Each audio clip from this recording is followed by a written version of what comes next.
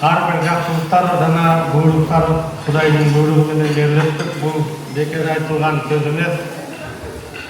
Экинчиден, адамдын эң чоң белеги бул деген акча эмес, бул алтын эмес, бул машина эмес. Адамдын эң чоң белеги бул адамдын көңүлү.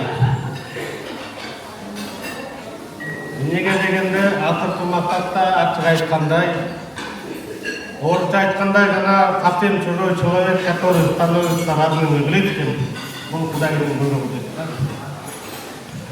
Бияктан мына өтө чоң ыраазычылыгын Нурлан байкеге айтып кетебиз.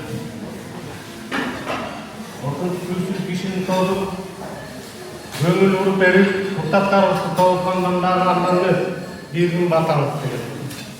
Ошондуктан Нурлан байке бизге ден соолук каалайбыз, үйгө чыкканын жаныбызда дайыма жакшы адамдар болсун.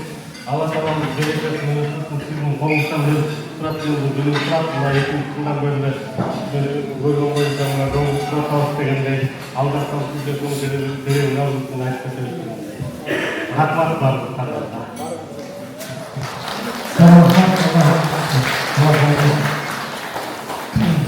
Канат Мырзанын сөзүнөн кийин мен бир пайгамбарыбыздын сөз кесип экенин айтып берейин.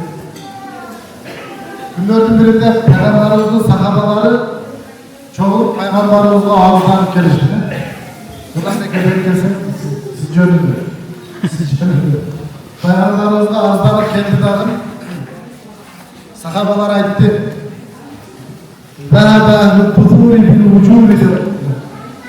"Я Расулаллах, байлар барды соолуктап кетип калды." Кандай десе, бизде намаз окуйбуз, алар да намаз окуйт. Бизде орозо тутабыз, алар да орозо тутат. Бирок алардын бир артыкчылыгы бар.